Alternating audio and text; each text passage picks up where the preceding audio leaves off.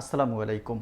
আজকে উত্তরায় বিমান দুর্ঘটনায় প্রায় ১৯ জনের এখন পর্যন্তের খবর পাওয়া গেছে এবং হতাহত হয়েছেন ১৬৪ জনের মতে। সূত্রটি আইএসপিআর থেকে নেওয়া হয়েছে এবং সেখানে সেই ছাত্রছাত্রীদের অভিভাবকদের কান্নায় ভারী হয়ে উঠেছে উত্তরার আকাশ বাতাস।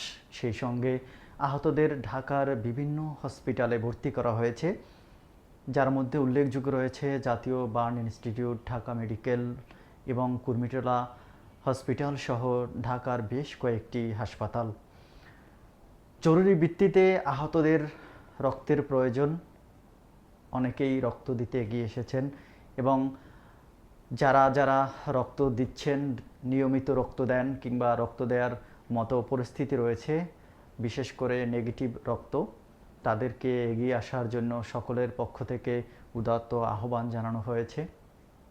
সেই সঙ্গে দেশের সরকার, বিভিন্ন রাজনৈতিক দল, ক্রিকেট কিংবা তারকারা সবার পক্ষ থেকেই শোক জানানো হয়েছে।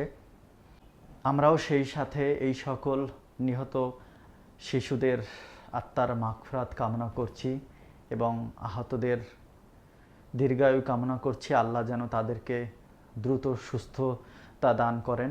সেই সাথে দেশবাসী সকলের কাছে দোয়া কামনা করছি, আল্লাহ যেন দ্রুততার সাথে আহতদের সুস্থতা দান করেন। আমিন।